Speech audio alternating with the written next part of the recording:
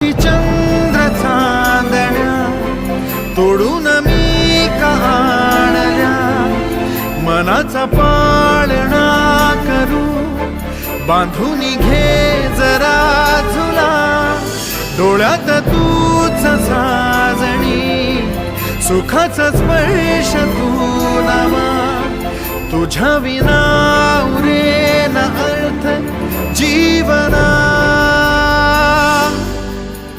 उजळे तुझ्या हसूने कणकण, अन चंद्र हे हातीचे काकण.